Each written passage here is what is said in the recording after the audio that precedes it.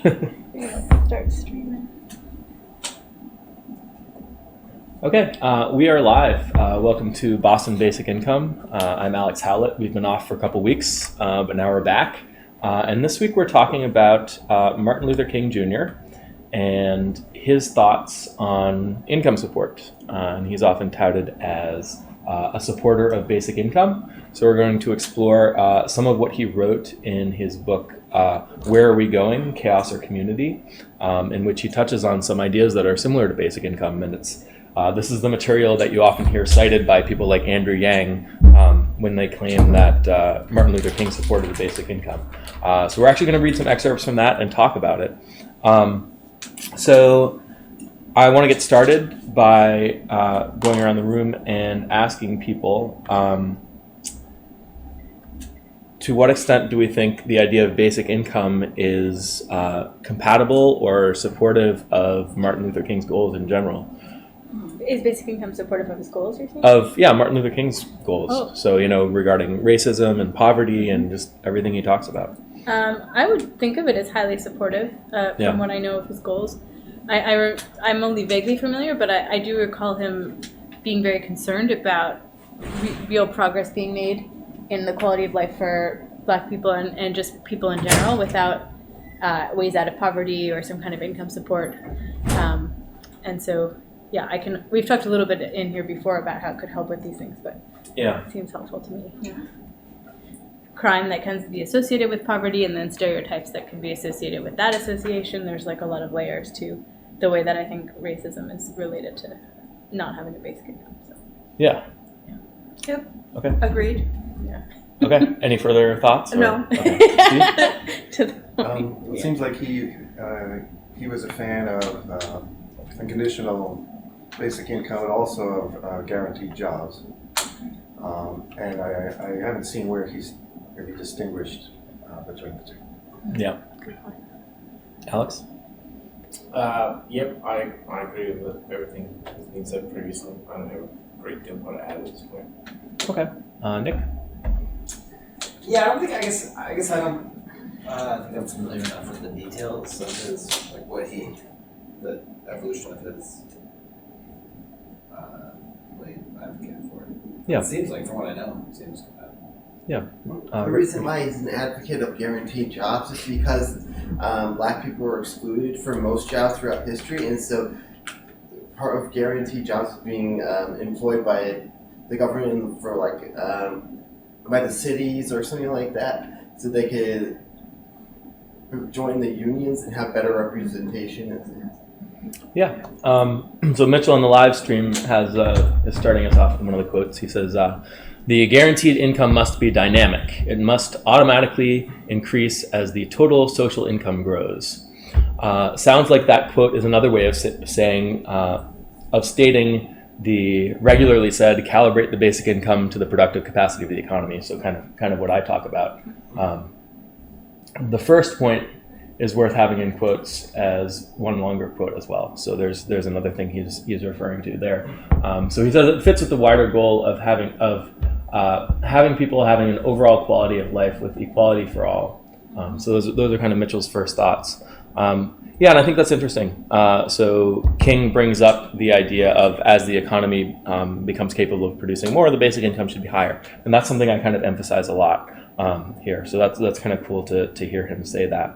I'm also not an expert on Martin Luther King, but I certainly think that a lot of the problems that activists have been struggling with, including Martin Luther King, are problems that result from people not having enough money. They're kind of consequences of that.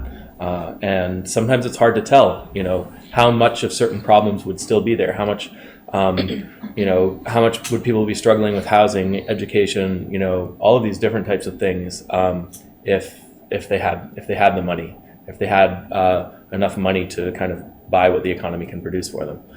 So I think this is a great topic, and unless anyone has any further comments, we can start going straight into some excerpts. Yeah, Bethany. I guess I'm curious to learn a lot more, but it does seem like the order that I know of Martin Luther King's advocacy makes sense in the sense that there were also these very official barriers for for Black people, for African Americans, like segregation in the laws and so on, that would not, I think, be solved by a basic income fee. And so that was obviously one of the major things that he worked on. And then, but then even if you abolish those, as we've kind of seen in the decades since, there's ways in which you still have problems if you still have poverty, for example, associated with a certain race. Right. And so my vague sense is that that's where he was moving and that's why he was moving there.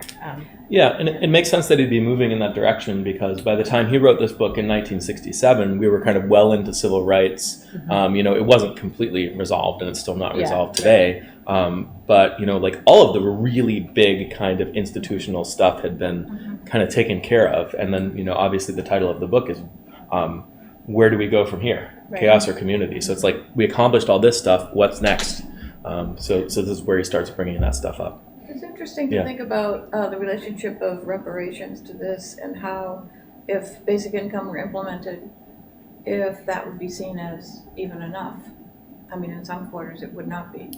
It would be seen as a beginning, or if everybody's getting it, because then there's that idea of inequality again. Right. That comes up and would come up. Why wouldn't African Americans get more in relation to their past? And then that brings up the whole issue of moral concerns and what history teaches us about that, and how would you implement such a thing? There are some people who are talking about reparations seriously, some candidates. Right. So there's UBI is in the air, but that's in the air too. So I think that's interesting to think about how those two would work together. Yeah, it's an interesting question. How do you fix this problem? So there's kind of the moral perspective, which is, Ta-Nehisi Coates, his famous article, talks a lot about the moral case for reparations. But then when you actually think about how do we repair this problem, how do we help people the most, kind of what are the most effective tools for that? Now, does it make sense, maybe to have something like a basic income, but more goes to Black people or something like that? Then you have to go into figuring out, well, who counts as a Black person or not? Right. What and if how much more? And since starting when does it end? Right. What if you only have some Black ancestry? What if you are not descended from slaves? What if you moved here from Africa recently or something like that? There's all kinds of complexities in that. And then even if you do figure out a way to do that, is there any amount of money that can kind of heal the damage that's been done and kind of make up for these historical injustices, right? Right. Yeah. I guess it's a good question, and it kind of comes down to you have to define also the problem that you're trying to solve maybe more precisely before you figure out what does it. So I was kind of alluding to a strong relationship between poverty and race. That's different. If you eliminate poverty, you might eliminate that, but there might still be a wealth difference. Nevertheless, there probably would be. I mean, if you don't do anything else. So, I think you have to sort of define which thing you're trying to deal with, right? And then you can kind of go from there to figure out how you would do it. And it's not obvious which of those things should because I don't think you would be able to deal with all of the issues through money. I mean, that would make a big step, but the history of redlining and all that is not going to be solved by really any amount of money now. Right. Right. The damage has been done. People have lived these lives. Yeah. Right. Yeah. I mean, you could imagine that you could, if that was just in terms of policy, that was an issue. You would have UBI for everyone be the same. Most of the time, we talk about that fixed, and then deal with that as a separate thing. Even if the total amount might be the same that if you had a graded UBI, but it would be different to sell it that way, because it'd be two separate programs. Right.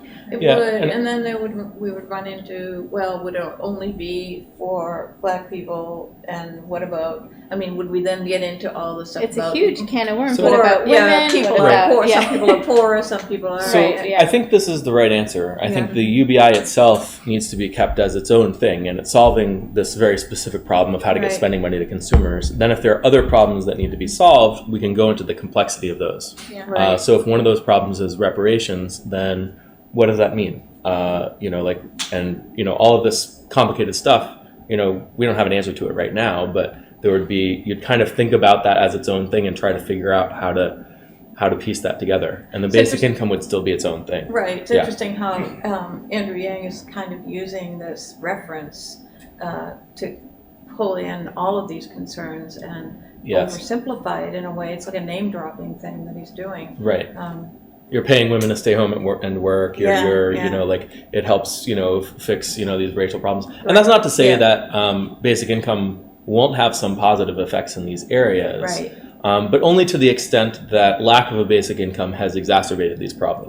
right. One interesting thing that you point out a lot is that, like, even if you give the same amount of money to everybody, its sort of qualitative effect is different on different people. Like, it makes a bigger influence the poorer Yeah. you are. So Sure. it doesn't fully, like, obviously bring everyone to exactly the same wealth level, but it does probably address, even the same amount of money to everyone probably addresses disparities more than you might think, because the poorer you are, the more it makes a difference. And so you are kind of probably lifting people to, like, a little bit more of a similar baseline, Right. I would think, which would help. Yeah, I think that's right. Like in the extreme case, like Jeff Bezos doesn't matter to him at all. This is not really race specific, but in terms of, to the degree that there's a poverty race correlation, like poorer people are seeing the effects more. Yeah, and I think an important question to ask is, do we ultimately care about helping poor people the most, or helping people who need the most help the most? Because sometimes we can get into this situation where we have these moral justifications for doing things that might seem fairer from a moral perspective, but might actually hurt poor people more, or might actually hurt black people more.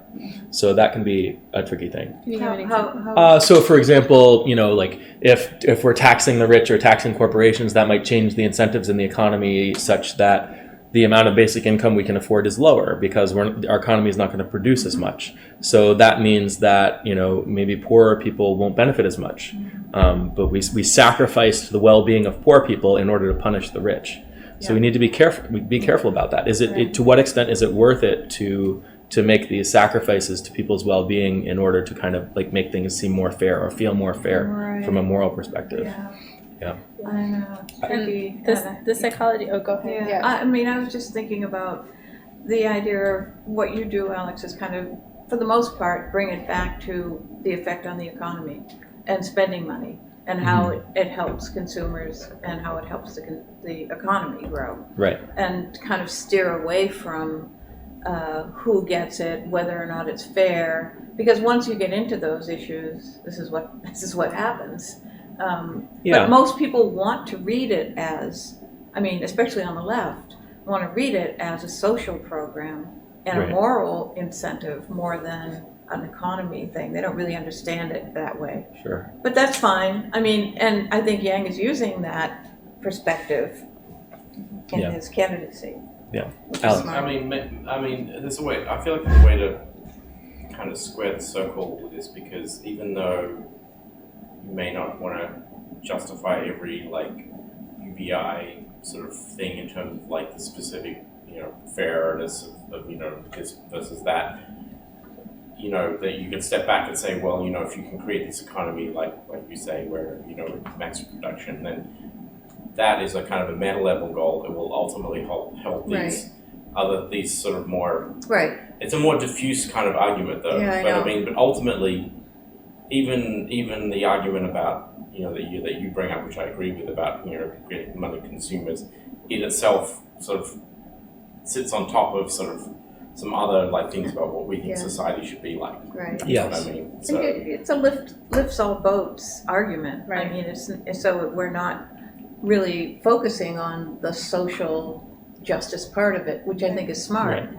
Even if you're not doing it for that reason, Yeah. because you're not running for president. But Well, I think, you know, when we talk about a lifts all boats argument, there's some people who say, like, the economy naturally lifts all boats, therefore we should be pro-market, et cetera, et cetera, et cetera. Yeah. Then there are people like me who say, you know, the economy is broken, and if it's working correctly, it actually will lift all boats. Right. And that's kind of what basic income achieves. It helps Right. the economy work for the people. Right. So I think sometimes when people look at basic income, you know, they're thinking about the first kind of lifts all boats argument, like, oh, you're just helping the economy and you're assuming that the economy, you know, works for everyone or something like that. Or- doesn't in your Whereas, you know, I'm saying, no, the economy Right. doesn't work for everyone because it's Yeah. broken, and this Right. is how you fix it. right, and Yeah. that's your major argument, not that it's going to help people in poverty or any of these other things, right? Well, I mean, to the extent that we have the capacity to lift people out of poverty, to lift all boats out of That's all poverty, good, right. that's what a calibrated basic income will do. Yeah. But it's in terms of the moral framing, I think Alex is right that it's useful to think about what our moral foundations are. Like, what do we ultimately care about? And if we ultimately care about people as people, then what kinds of systems do we want in place? What kind of structures do we want to put in place? And that's what basic income helps with. When you get more specific, like, someone did this and needs to be punished, or, Right. We need to help specific people or that kind of thing, then the moral arguments start to get a little bit more complicated. Mm-hmm. But I think if you kind of keep in your mind, ultimately we care about people. People are valuable, right? Then you can compare, different things. You can say, well, how much does this help people? And you can stand. Irrespective of their ability to earn money through jobs. Sure. Yeah. Right. Yeah. And I think our expectation that people earn money through jobs, it comes from kind of like these social norms in small scale societies where you had to shame people for not contributing, and kind of coordinates people and gets them all on the same page, so they're all society functions and the economy functions, that kind of thing. But in a large scale economy like we have, markets solve that problem. The incentive is no longer a social incentive, it's no longer social norms, but it's a monetary incentive. I guess I just wanted to add that Martin Luther King, in my impression, was really good at bringing people together behind a cause. So I'm kind of curious to learn more about like what he argued for, because he probably had that in mind. Like, what could people actually get behind? Yeah. Which is the same kind of debate we have today as well. So you guys ready for some excerpts? Yeah, we're ready. Oh, Ready yeah. for some All right. action. Up to recently, we have proceeded from a premise that poverty is a consequence of multiple evils. Lack of education restricting job opportunities, poor housing, which stultified home life and suppressed initiative, fragile family relationships, which distorted personality development.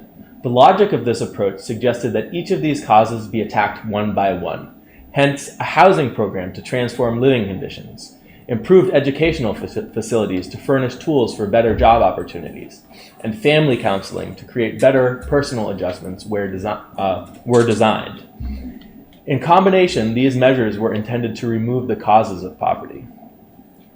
So it's interesting because you're assuming, I think, and he's saying up to recently, but I think even after this, we've kind of thought about it in this way. We have these specific programs that target specific things that we feel that people need, that some people don't have, that kind of thing. And it's interesting that these measures were intended to remove the causes of poverty, as if, the economy is supposed to be functioning, but there are specific things that are holding people back. And I would argue, as I've argued many times, that one of the big things that's holding people back is that they don't have money.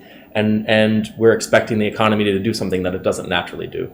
I think the way that people come to these ideas is they compare people in the current economy who are doing well and doing not as well, and they look for the things that are different. And I think that that approach is the same approach that we have today. Like, you see, like, oh, who's earning a lot, who's not, and what are the differences between them. But it's missing the fact that if you don't have an economy that really needs everybody to be earning at a certain wage or whatever, then there's always going to be people left out. And of course, those people will be people who have these kinds of things, but maybe as a consequence of not having the money, not necessarily just as a cause. And even if it's as a cause, the economy may leave somebody out no matter what.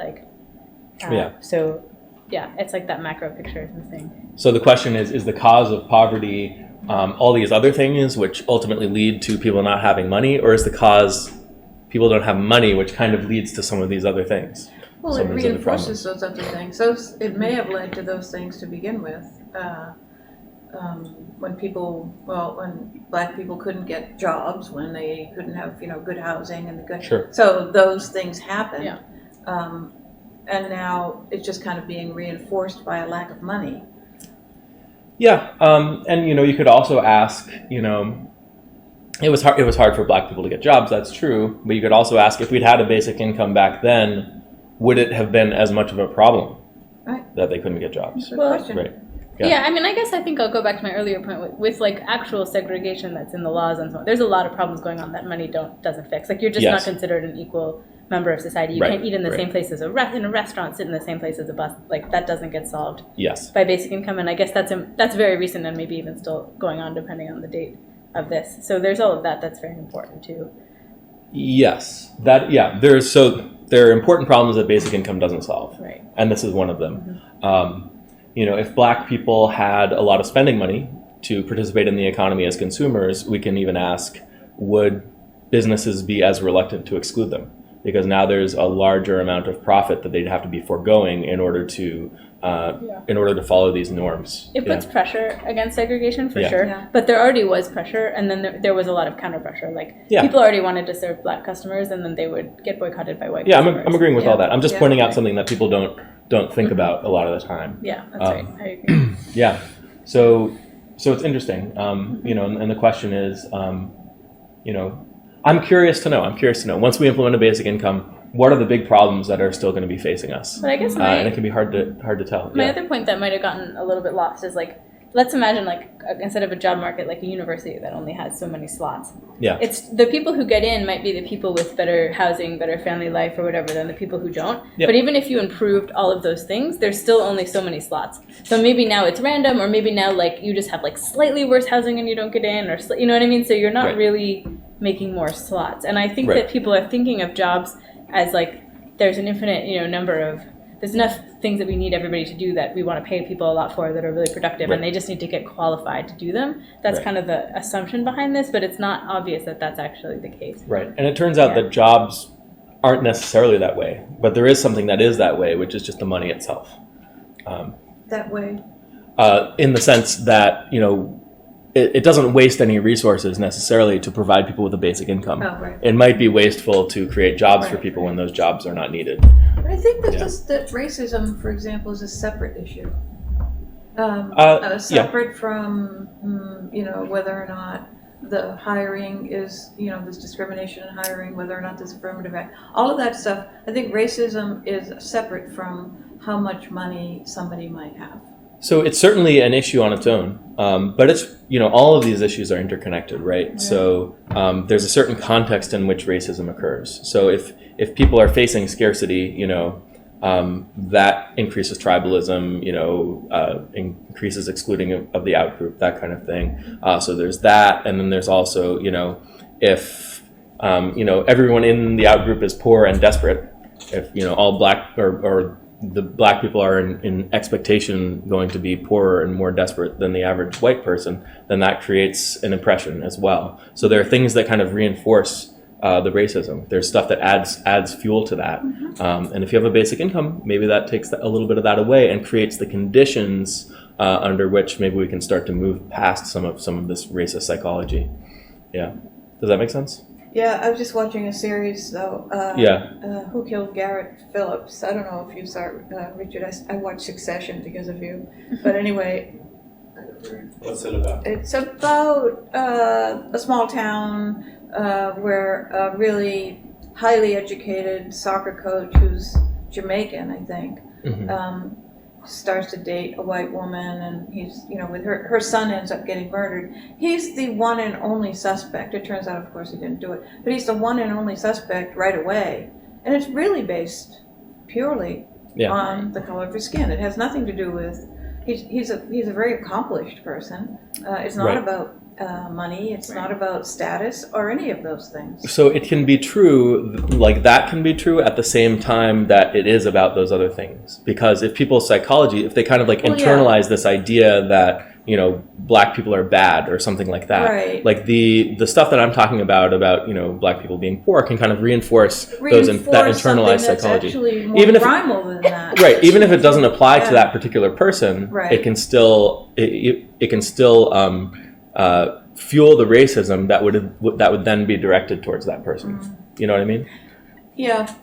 Or it might I not do. it might not eliminate that kind of problem, because also he might be the only outsider in the town, and there's like Right. a lot of but what I would say is, like, if you have a correlation between an identifiable trait and poverty, you're going to have trouble no matter what, because people are always going to have an incentive to use that information. Right. And so some of what we see with racism has to be that, because it's just human it's nature. one of the things, You know, but I think racism is primal too. I think it's very- bigger. So- I think it's so the- bigger, but I than think that. that's Yeah. a part So- of it. That There are is really different important. indicators. It is Yeah. primal also in the sense that, in-group, out-group is primal. Protecting your family first is primal, that kind of thing. The question is, what conditions activate those feelings more than others, right? Yeah. So if you're in a society where nobody's poor, everybody's kind of okay, then you're going to have less of the conditions that activate those kinds of primal nature. So human nature is going to be human nature. There's kind of racism built into us, right?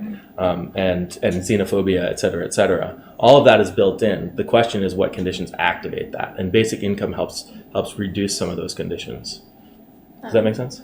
Yeah. Yeah. I mean, I'm thinking about Martin. Okay. Richard, go ahead. yeah. I think that the exposure provided by a program like Andrew Yang's American Exchange program might, alleviate some of the issues with, poverty and racism and things like that. Because if they see that people that they perceived as, totally alien to them or inferior or something, or just like they are or very similar, then that will go a long way to eliminating those fears over time. Yeah, I think that's a good point. So, but like we were just talking about, how do people treat the out group? And then there's the question of, how do you maybe bring people into the in group so that you don't consider them part of the out group anymore? And I think both of these are very kind of powerful, useful approaches. And I mean, Yeah. I think in Martin Luther King's day, I know that a lot of racism was so endemic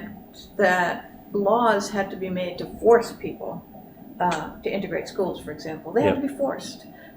There wasn't ever going to be a voluntary integration. And thinking about that reminds me that people have this kind of primal thing that even though outside conditions change, and even though it's illegal to do some things, they'll still try to do those things. What's driving that is... And then another question is, what conditions need to be in place to institute some of these laws too, right? So it all kind of goes together. It all kind of goes hand in hand. Yeah, Richard. Actually, schools in New York and things like that are more unintegrated than they were in the 1960s. I've seen that. Yeah. Yeah, so it can be, even if you have a law like this, you can't force people to live in a particular area, or you can't force people to send their kids to public school. Right. So, unless you get to some of this underlying stuff, schools will just resegregate themselves. Right. That kind of thing. Yeah. And we've seen that happen. Right. Yeah. You guys ready for another quote? Yeah. While none of these remedies in itself is unsound, all have a fatal disadvantage. The programs have never proceeded on a coordinated basis or at a similar rate of development. Housing measures have fluctuated at the whims of legislative bodies. They have been piecemeal and pygmy. Educational reforms have been even more sluggish and entangled in bureaucratic stalling and economy-dominated decisions. Family assistance stagnated in neglect and then suddenly was discovered to be the central issue on the basis of hasty and superficial studies. At no time has a total, coordinated, and fully adequate program been conceived. As a consequence, fragmentary and spasmodic reforms have failed to reach down to the profoundest needs of the poor. So, I think this is a really good point. If you're focusing on specific issues, then something's going to get left out, or maybe you're not going to be coordinated, and it ends up being this really inefficient thing. Maybe sometimes you have to do that. Maybe there are specific issues that need to be targeted. But I also think that a lot of this stuff comes from lack of money, and it's easy to coordinate because it's just one thing. It's one simple thing to have a basic income. Yeah, the next two little paragraphs. I don't know if you have. Do you want to get to the next paragraph? Yeah, but they seem important. So, in addition to the absence of coordination and sufficiency, the programs of the past all have another common failing. They are indirect. Each seeks to solve poverty by first solving something else. I am now convinced that the simplest approach will prove to be the most effective. The solution to poverty is to abolish it directly by a now widely discussed measure, the guaranteed income. So, yeah, that's that's the difference. It's, like maybe some of these problems will still be around once you have a basic income in place, but basic income directly solves the problem of people not having enough money. And any problems that arise or are exacerbated by people not having enough money, they go away once people have enough money. And we can ask what we mean by enough, and Martin Luther King would have a different answer than I have. My answer is that people should have as much money as we can afford to give them, and that's then there might still be some things that we would consider poverty, or some people who we feel aren't getting enough out of society or aren't being supported enough. But it's not going to be because we could be doing it and aren't. It's going to be because we've actually reached kind of more of the limits of what we can provide for people. And it reaches to the root. I mean, so we don't have to worry about fragmentation of different initiatives. And also, if that gets passed, then you don't also have to push some other bill through and some other bill through and some other, there's this. Right. Yeah. Or the bills that you do push through after that, now you have a clearer picture of what the remaining problems actually are. Now we already have the basic income in place. You know that this problem that we're having now is not being caused by people having lack of money. Right. Yeah. If you try to handle it the way they're currently handle it and how they were doing back then with a different program for all doing a different thing, then you can distract people and then take away money from other programs. But if you have a basic income, they can concentrate just on that, and there would be a massive resistance against that, taking away money from that, because everyone gets it, and everyone, then there wouldn't be, they can't distract you from one thing, but they can distract you from taking money away from 15 things or whatever. Yeah, it's a great But point. politically, that's always been, to my mind, one of the biggest, winners. It's a big. Let me start again. It's clear political winner because, once you have it in place, it's really hard to remove. Just the same way it's hard to remove Social Security, even though not everyone gets it all the time. Like basic income, it's like it's something that everybody knows exists. Everybody's getting it, everyone's paying into it, and that's whereas like all of these other things are something that's like someone else. Right. But I was just going to say also that I feel like, I'm sure we're going to get into the weeds in terms of the difference between Martin Luther King's guaranteed income and sort of what other people, maybe your specific version of basic income is, but that plus just reading the whole article seems to suggest to me that he has something, even if it's not exactly what we think of as a guaranteed income, it's pretty close. I mean, he's even talking about the calibration thing, so it's not so far away from. It's certainly much further from, much closer to basic income than the jobs guarantee type. Yeah. At least as I read the whole article. Well, I think. Maybe some words we get. Yeah, as you mentioned, he doesn't clearly distinguish between, where to draw the line on kind of guaranteeing jobs for people and guaranteeing incomes for people. And he certainly does that here. I don't know if he's more clear in some of his other writings, or if this is all we have. I know this is the most famous thing he's written about anything close to basic income. But. So right at the bottom, I guess you're probably going to do this quote later, where he says, "We must create full employment, or we must create incomes. People must be made consumers by one method or the other." Right. And I guess you're arguing that because he's not saying it's by the second method alone, that means it's not close to what you would think of as basic income. Yeah, I mean, if he's open to creating full employment, then he's definitely at least not thinking about the fact that we're kind of creating useless jobs to provide people with incomes, or that even taking that approach would be doing that. If you're creating full employment for the purpose of providing people's incomes, then you're not doing it because there's actually work that needs doing. Yeah. So I don't see him, kind of at least getting to that point in this particular. Still, We haven't gotten up to that though yet. Yeah, I know. Up till here, I really appreciate how. I really like the argument and where he ends, which is a guaranteed income. Yeah. And, Yeah. That encompasses more things than just a UBI, but I really like that. Yeah, Steve. He is skeptical of housing and education and family assistance what I'll call social work as separate programs, and he says that UBI would be better. But is he saying that then people as consumers in the open market will solve their own housing and education and social work needs? So I don't know that he's saying that per se, and I certainly wouldn't argue that. I think housing probably could be solved by the market. Education, it feels to me like, is something that needs to be supported by the government, and then social work, to the extent that we need it, is something that people just aren't going to the market is not just going to allocate that on its own, although it might some. But I think these other things, especially education, because he talks about educating people to get jobs, that's the main reason why we kind of care about education, that kind of thing. That's not something we necessarily need to care about in our society or as the government or something like that. So I think to the extent that we are trying to solve these other problems for the purpose of addressing poverty, we don't need to be doing that. But I think certainly even once we have a basic income in place, we might say, oh, well, education could be better. What kind of resources can we put into the education system?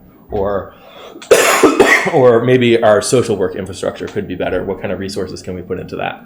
Yeah. Okay, well, but he's saying that the guaranteed income won't solve education or social work. I'm not sure that he's saying that it won't solve that. I think what he's emphasizing is that some of the stuff we're trying to solve by solving these other things is really poverty. That to some extent, not maybe 100%, but to some extent, we care about education because we're trying to educate people out of poverty. We care about social work because we want to help people have a healthier,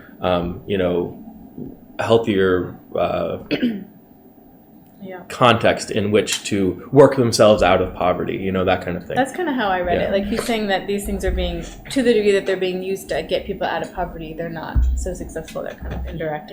Yeah, it seems to me like he's not saying that those things are useless, just that they're not, it's not, you can't solve all the problems of poverty just by focusing on those separately, but those, even if you had the UBI, you still might want to have policies to address those things, right?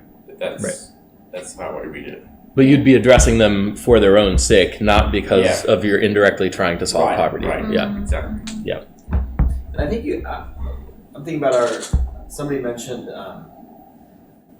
Andrew Yang's kind of rhetoric about, UBI. I mean, I feel like I heard him say it would pay moms to stay home to their kids. Yeah. And that always bugs me because it doesn't do that. No. But It would enable them to. I think it resonates. I mean, I think it's not necessarily a bad rhetorical strategy because it reminds people that people feel like there's a problem with parents having really limited options if they don't have enough money. Right. Yep. And It appeals to conservative voters as well because they like traditional family norms and things like that. Yeah. Right, it would increase the options for people who want to, and so I feel like I really like the structure of this argument, and I could imagine it being sort of expanded a little bit to say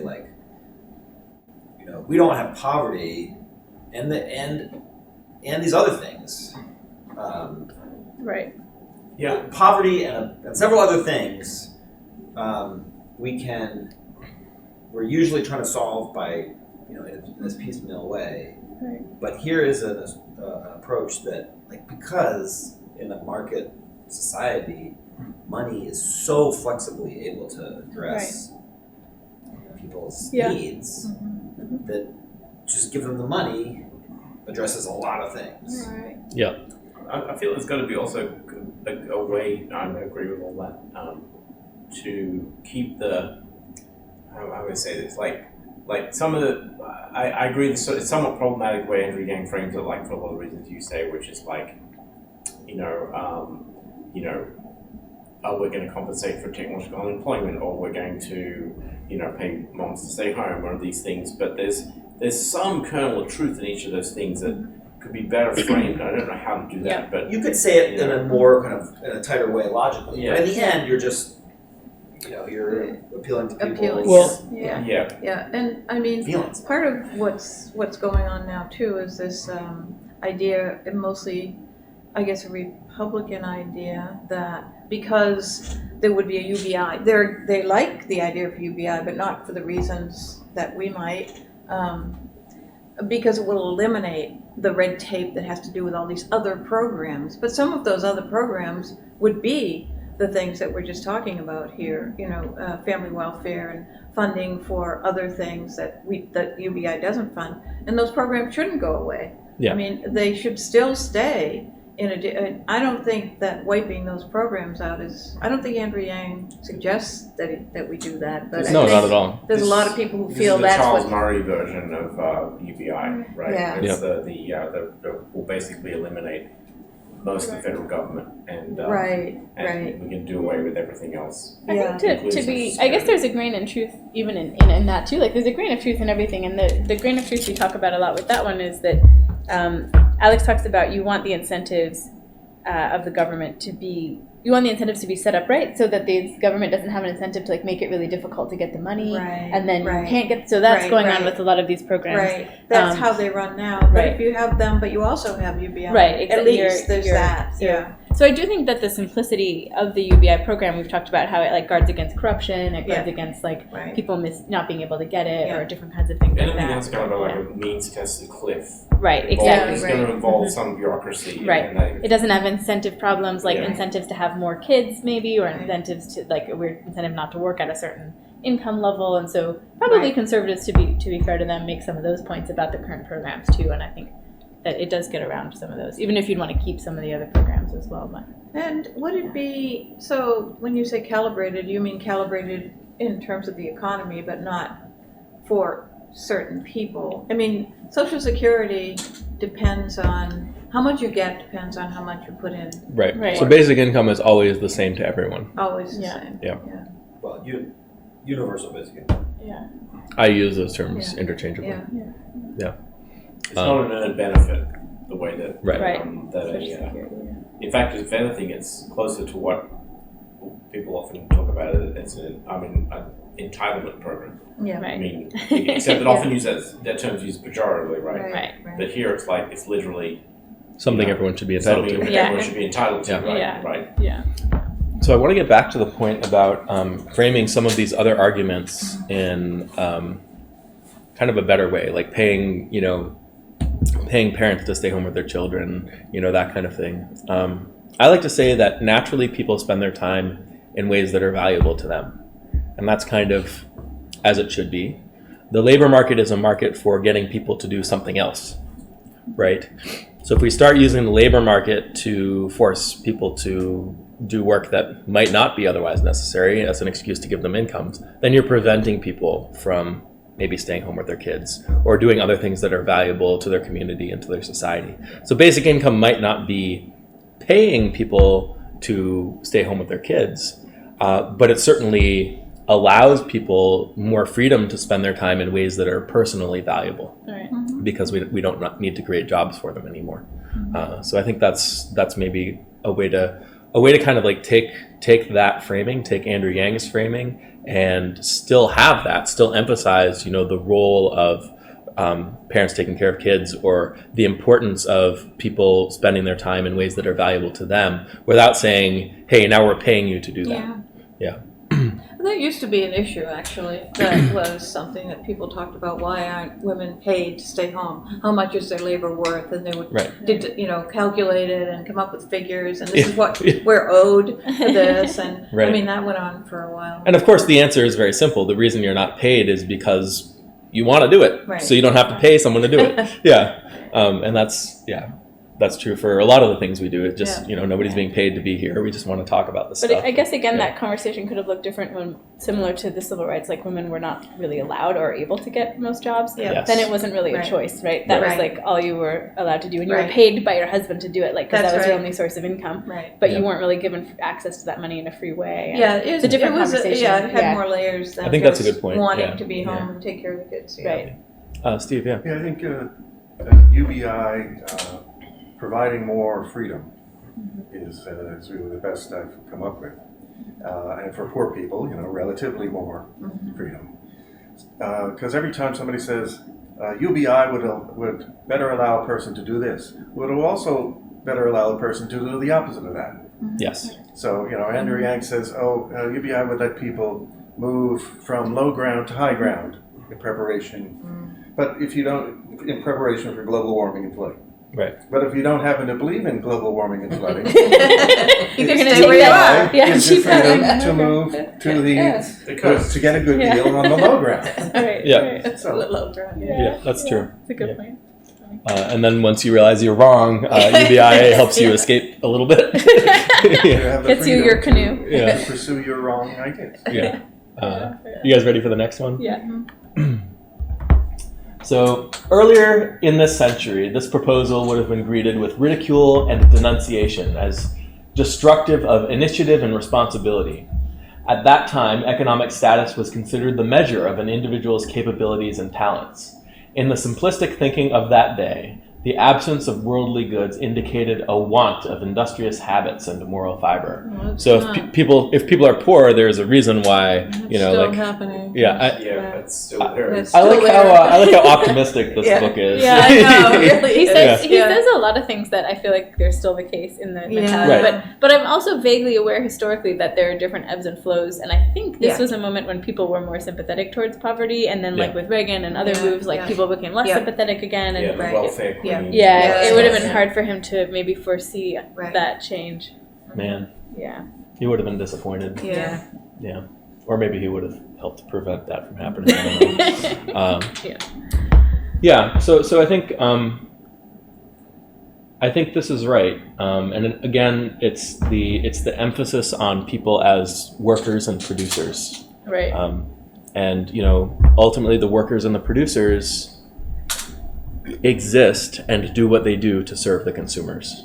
The consumers, the economy exists for the benefit of the people, right? I say that all the time. Right. But we really, we focus on people's contribution, how much work they're doing. And maybe someone lacks industrious habits and moral fiber. Is that even a problem? Is that a problem for society, right? Yeah. It's a big problem for some people. Yeah, Yeah, very big. I think part of Mississippi. this is like the people making these arguments are often thinking like somebody's trying to take their money away to give to these people, and so there's Right. every Yeah, incentive to come yeah. up with all kinds of Yeah. like justifications for not wanting Right. to do that. And that's why everybody getting it is good, because Right. you can't say, well, Right. they're taking my money away. Yeah. Everybody's getting it. It's also why, like, when Andrew Yang or others, talk about this in, especially more mainstream areas, the examples they will give about what people might do with the UBI are things like, raising kids or doing something Right. that's, and they're not going to say, being crazy performance artists and going to Burning Man every year, right? Right. Whereas I think that's Right. great. You should have Yeah. that as much of that as people want as well. But Right. you never hear that argument Yeah. made. Yeah, Well, you that hear the indicates most a want of moral fiber. Right. Yeah. Yes, exactly. you hear the most mainstream appealing kinds of things Yeah, that yeah, everyone can yeah. get behind. Right. And And I think that's that's gonna politicians are gonna. And Oh, it's yeah. not a problem to put your best foot forward there. Right? I'm not Yeah. saying it is, but Right. it's harder to get. I don't know how we can shift this is more like a long-term cultural shift in like right. what it means to be contributing to society. Like I think it's a little bit like what you were saying, Steve, like believing in that it's valuable for people to get to have freedom and choose, which despite all the rhetoric, like a lot of people don't really believe that in a certain sense, because they think people are going to make bad decisions Yeah, or they don't right. like what they're going to choose or they Right. don't think it's valuable or whatever. So, There is an article going around, maybe you know it, Richard, it's on Facebook, about Mississippi and a town that implemented a basic income. Did you see that? The trial with Yes. 20 people. And the headline is really negatively, something like, just as you expected. It would be just as you expected. And then a list of the things that people bought. They kept track of their, it was like the welfare queen thing. They Right. bought luxury items. They didn't buy, they bought too many, bags of potato chips. They didn't buy. shame. Shaming them for what It's they like bought. It's like Right. this things about millennials buying avocado toast and yeah. floral Yeah, lattes, exactly. and therefore Yeah. they're not saving enough money to buy houses. And so, Right. that's the opposite of what we we hope, which is the freedom to do with what you want. But, Right. I mean, Yeah. that's going to be there. Yeah. That's there now. That's the it didn't go away. That's the double-edged sword of like these trials, like Alex said, because they don't really necessarily speak to whether you want a basic income or not. No. But then people like latch on. They to just them want to one way or the prove other. that people Yeah. spend badly. Right. Right. Not to mention that like you don't know what people's spending habits would be like if they knew they were going to have it forever, if they Right, were like in a right. community Oh, that yeah, had it. right, I mean, yeah. it's just a random. It's not very representative. No, I but- know, but it Yeah. reinforces that I mean- problem of Also, people perception. themselves are probably buying potato chips that are judging these other people. Yeah, but they earned Yeah. those potato chips. Yeah, I mean that's Yeah. my Potato chips yeah are really exactly good. like maybe Yeah. like yeah, it's funny. Yeah, it's a tricky thing. And this is kind of like what I was afraid of with these trials, because the Yeah. fact that people are spending money kind of irresponsibly or buying things that you wouldn't want them to buy doesn't change the fact that people need money Right. in order No, for it the doesn't. economy to work. No, but it's And we part talk of that. about, like people earning their money and feeling like it's being taken away, Right. to pay other people, Right. that kind of thing. Well, I mean, the reality is that the government looked at the economy and said, oh, we need a certain amount of consumer spending, so we're going to create some number of jobs as a way of pushing incomes to people. The Right. government, the money Right. that these other people are Right. getting, even though they feel like they earned Right. it, it's also being handed to them by the government. Right, It's just but being they don't think that way. right. It's just being hidden behind the fact that the government is also Right, handing them right. jobs and restricting their freedom. Well, Right. I mean, that's another layer like racism that's underneath that is really hard to address. That holds back UBI being Yeah, that everybody Yeah. accepts it. It's hard for them. I think that's right. And I think, if people, I know Andrew Yang's plan is to kind of fund it by taxes, but if people see it as something that is not funded by taxes, then that might help with that a little bit. They'd feel less like their money is being taken away. Well, I mean yeah. that tax, Google, Amazon value tax that he's talking about. I The think value people added tax. feel, okay, well, those big giants, we deserve to have that money. I mean, I Yeah. think that's actually. I mean, a he good- tries to frame it that way, Yeah, he but it's does. really a sales tax, right? Yeah, It's just right. a national sales tax, which is neither here nor there. It's not Right. necessarily the end of the world, but But everybody getting a slice of it. It's is a the clever he way puts to frame it. It is clever. Even if you don't, Yeah. even if you're not a fan of like exactly how he's doing it, it's Right. like if you're gonna do it, this plan, that's the way to sell it. Yeah, I agree. Yeah. No, he's selling pretty good. Okay. Anyone have any thoughts before the next excerpt here? We're pretty much reading most of this thing. It's not very long. Yeah. We have come a long way in our understanding of human motivation and of the blind operation of our economic system. Now we realize that dislocations in the market operation of our economy and the prevalence of discrimination thrust people into idleness and bind them in constant or frequent unemployment against their will. The poor are less often dismissed from our conscience today by being branded as inferior and incompetent. We also know that no matter how dynamically the economy develops and expands, it does not eliminate all poverty.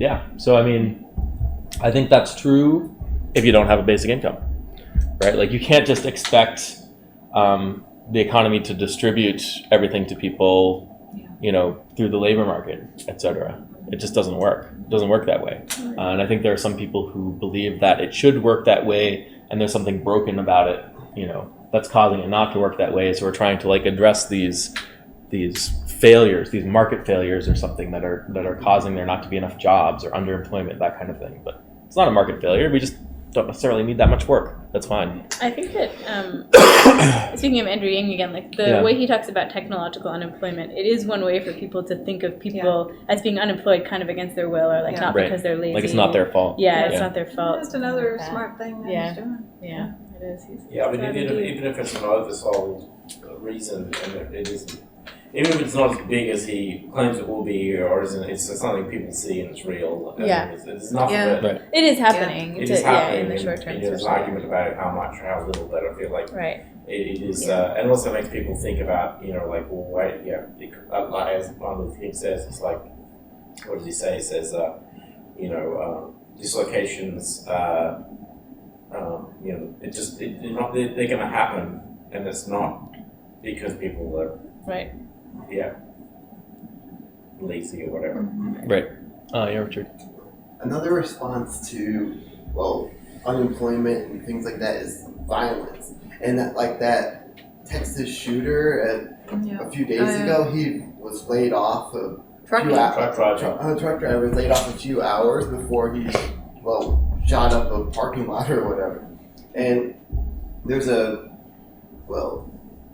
right the day before the next Democratic election on October 14th, I think it is. Not election, debate. There's going to be a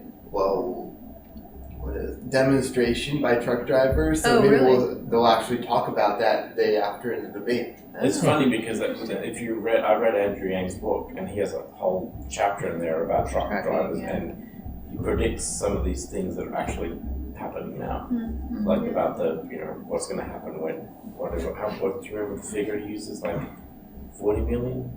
I don't remember the number. Yeah, something like that. Some fairly sizable. It's a lot of people. It's like 3 point something million. Yeah, I about 40, maybe I'm thinking 40 billion or some other number, but yeah, it's big numbers. Yeah. So it's interesting that we still focus on human motivation when really this is a problem that's solved by the markets. If people aren't motivated enough, you pay them more to do the work. Like, it's not like you don't need an incentive beyond that. Yeah. Now it might be the case that if people are naturally lazy, then the amount of basic income we can afford is lower. Because and then you might want to add social incentives. Like, society might naturally do that because they want more prosperity.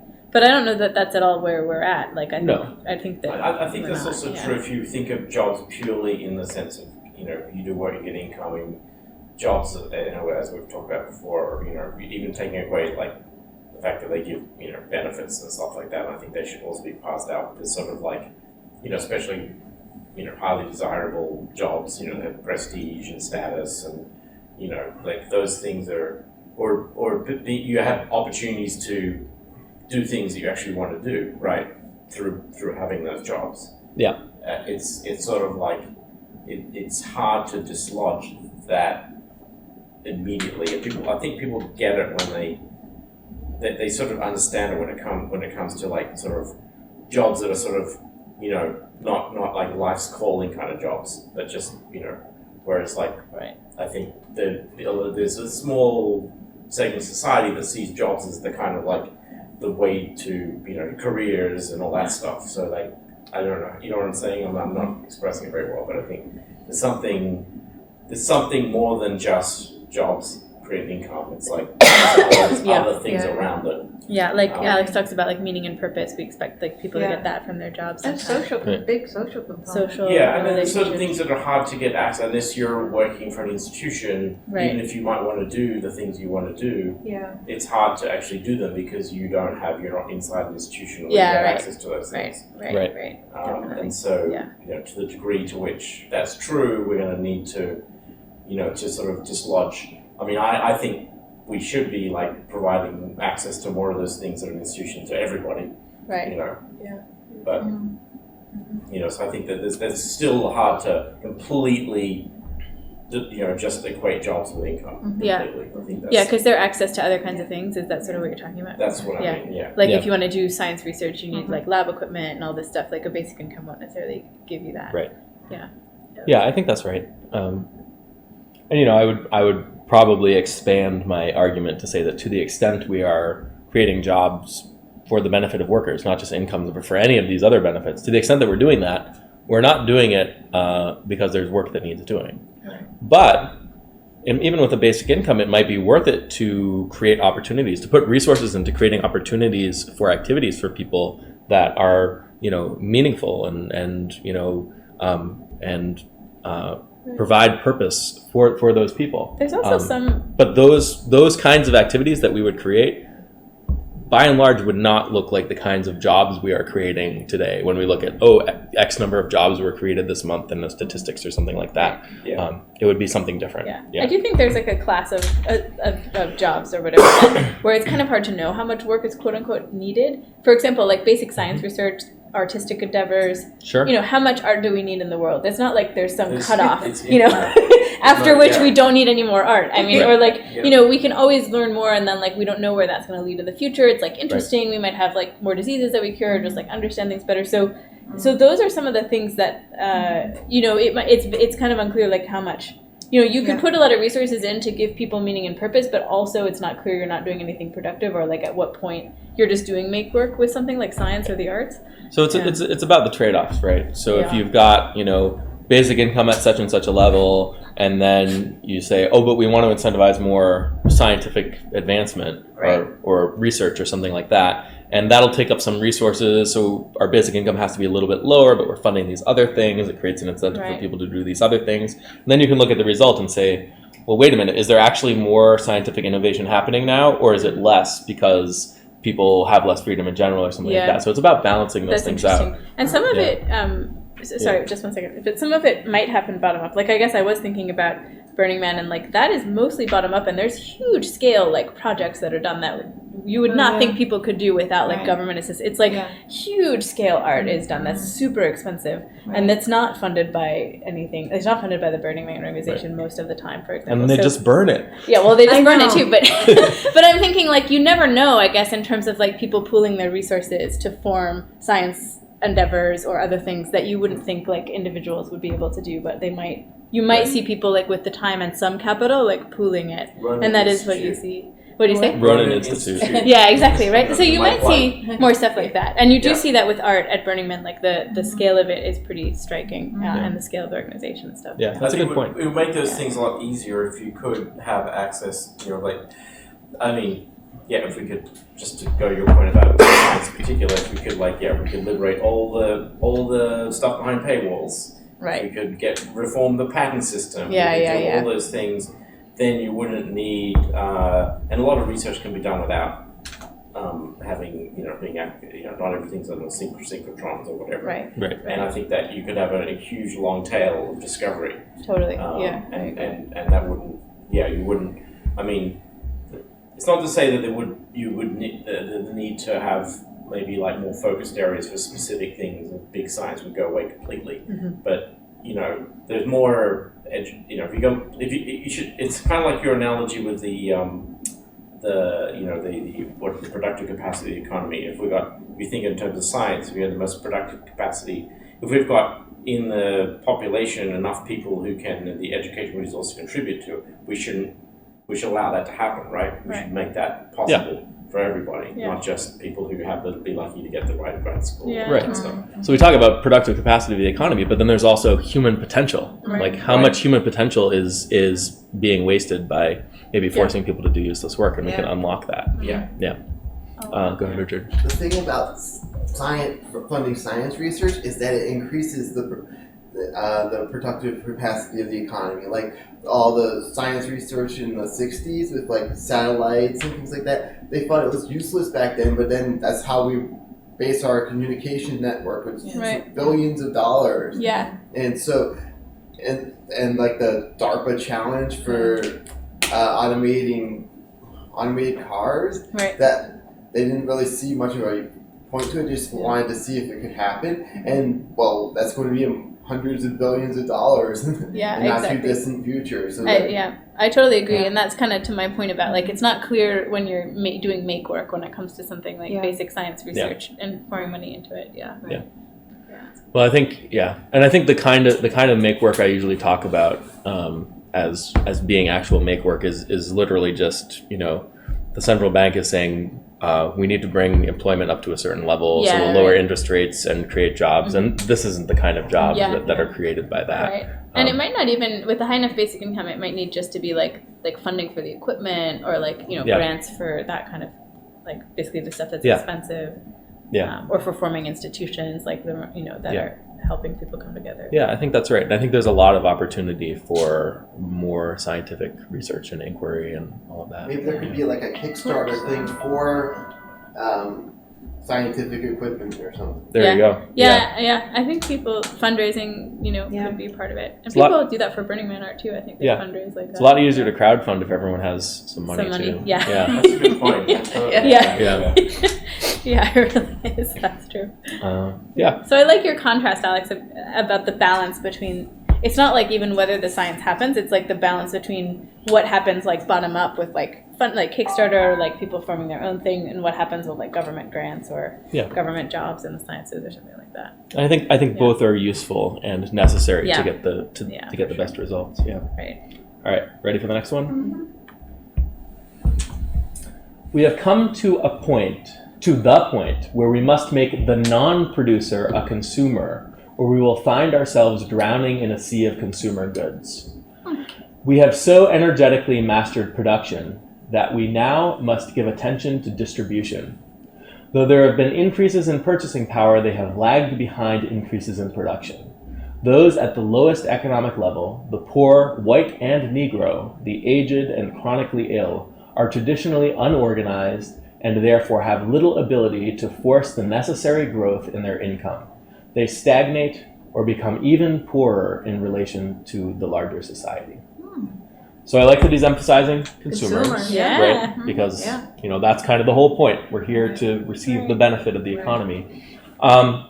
In terms of drowning in a sea of consumer goods, I'm not sure we're necessarily seeing as much of that as he might expect or believe. What do you think he means there? Does he mean we'll produce the stuff, but no one will buy it? Because when the market's I think clear, so. Like there's an example of this like misshapen vegetables and things like that, and they don't sell that. But then there's these stores that are opening up that are starting to sell those things. Oh, cool. Yeah. Oh yeah, like the bananas that aren't quite bent right. That kind of thing, Yeah. The way I read it was, if you insist that everyone is working, right, then as productivity increases, you'll produce more than you need. That could be too. So I think that's true to some extent, and like these things are certainly happening. Like people are very picky in how their fruit and vegetables look and that kind of thing. But I think it's also true that to a large extent, the economy is not going to produce what people have the money to buy. So we get everybody working, but that work is not necessarily productive. But I guess I read it as if he was just skipping the fact that we might not even produce those goods and imagining that like we produce what we have the capacity to produce and then nobody's able to buy it. Right. So it's not, because then in the next thing he talks about distribution, like it's not actually distributed to people. And I don't think that's true. I think the larger effect is that we are forcing people to work, and the work itself is not producing anything. It's not productive. So we create, we allow businesses to borrow even if those businesses are not profitable and kind of contributing very much. Or maybe we're forcing people to do work less efficiently than they could otherwise do because there's a certain amount of stuff that people can buy and we're not going to produce more than that. Does that make sense? Yeah, but I wonder where he's getting that. Well, I think a lot of people talk about this, that the economy is kind of, or society is awash in consumer goods, and there's just more being produced than is needed, and it's so inefficient and that kind of thing. And it's true to some extent. Like we are producing stuff that people aren't buying. But if people had the money, then maybe more of these kind of like imperfect goods and stuff would end up being bought. So that's true, but it's also true that they're not going to. Does this sort of come down to the sort of the wasteful consumer society? I think it was part of the materialism. The materialism, right. People, that was the whole thing. Constantly, buying more stuff that they need. They're like buying stuff and they're throwing it away, and Planned obsolescence planned obsolescence. Yes. We're upgrading to our latest phones. Right. That kind of. That's how I read that bit. Yeah, and I think you're right. And we have our producers are targeting the consumers that actually do have the money, and they're figuring out ways to get them to buy more. Another way to sell more is if other consumers have money. So then instead of having to make existing consumer goods obsolete so that the same people will buy more of them, you can actually have more consumers. So that helps with the distribution point. Yeah, exactly. Exactly. I also think some of this is like a problem that basic income doesn't solve in terms of just like general culture or somehow internalizing the externalities to the environment into the economy in a way that they're not, which we've talked about here before. These are the kinds of things that it might be helpful to tax, like waste of resources, that kind of thing. And that's going to be something we would need to do even if we had a basic income. And there's a social role too. Like one of the things that people are doing with buying all these goods is like signaling their wealth or something like that. But now it's also become popular. It can become popular, like to signal that you don't waste. And so, like we see some of that, You which sort of- is it's almost sort of like, polarized. yeah, Like, yeah. You get the Right. virtuous consumer one hand, Yeah. and you get the super. Like there was this. I started watching this Yeah. documentary called Generation Wealth. Did Interesting. you want to see it? It came out No. last year. I only saw the first 10 minutes, so I kind of want to watch it. But it was basically about how, like, the very top end of the economy, you're creating all of the, super wealthy people are now, not satisfied with 2 yachts and need 5 yachts. And, Right. And sort of you're getting a lot of that happening, because, like, the people, that's where that's kind of where the money is. Right. Totally. Yeah. Yeah. Right. And so that's where the goods are being produced. That's where the goods, so there's a real distribution, and then you're getting at the bottom end, you're getting like the rise of the dollar stores and it's the Sears and the old school kind of middle class kind of stores that are kind of really like losing out. So it's Interesting. That's really interesting. Yeah. All right. Yeah. Huh. Next excerpt. The problem indicates that our emphasis must be twofold. We must create full employment, or we must create incomes. People must be made consumers by one method or the other. Once they are placed in this position, we need to be concerned that the potential of the individual is not wasted. New forms of work that enhance the social good will have to be devised for those for whom traditional jobs are not available. So I will concede that there's some work in our economy that needs doing that is not being done.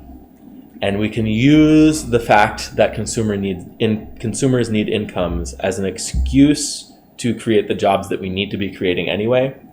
But I still feel like that's a little bit slimy, and I'd want to be addressing the income problem using a basic income, and I'd want us to find other ways to justify doing the work that actually needs doing. Right. Like the fact that it actually needs doing should be a justification. Yeah, it's interesting there's or. Yeah. That he has full employment or we must create it. Well, I think he's saying some combination of the two. Right. I don't think it's like exclusive Yeah. there. Well, maybe I shouldn't say this because I was reading ahead to the next quote, but it's kind of strange because the next quote seems to imply that you wouldn't want to like create jobs for people necessarily, because it's all about how people do like the most interesting stuff when they don't have to do it, when they kind of like have another income. Steve? We try to explain how guaranteed jobs has turned out to be equivalent to a UBI in what I've been reading. So all the guaranteed jobs, including like the Green New Deal, comes from the government, but everybody thinks it's good if the projects are as local as possible, which sort of makes sense. That if you're going to repair a bridge, the workers to repair the bridge, you get that from the city the bridge is in. So it kind of makes sense, and everybody thinks that this is good. That if something needs to be fixed in a neighborhood, you hire the workers from the neighborhood. So that's sort of starts at the top, but wants to get down as low as possible. And whereas UBI starts at the bottom, but seems to go up to meet the guaranteed jobs. So if somebody has a UBI and then they don't have to work at their crummy job anymore, they will almost certainly help their own family. Yes. And they're very likely to help their extended family. And they're very likely to help their apartment building or their neighborhood. And they might even, without getting paid, they might even do things in their city. And eventually they might even help to repair a bridge for no pay because it's, in their neighborhood or their city. So everybody, so this is how the two seem to keep coming together for me. And so it's sort of, when Martin Luther King talks about, liking basic income, but then also talking so much about guaranteed jobs, and when he talks about it, they're always guaranteed jobs serving your own neighborhood, your own community, in particular human services, unskilled helping services. So for him, it really doesn't matter UBI or guaranteed job because they always meet in the same place for him. Yeah. And I think that's true to some extent, that, basic income does give people the freedom to do the kind of work that's useful to the community. And I like to emphasize that the labor market is, it should be in an efficient labor market. It's only for getting people to do the things that they wouldn't ordinarily do. So to the extent that people aren't helping with the bridge in their local community for free, that's when you need a labor market. But beyond that, if we have a basic income, then maybe some people will contribute to projects like that, and that's great.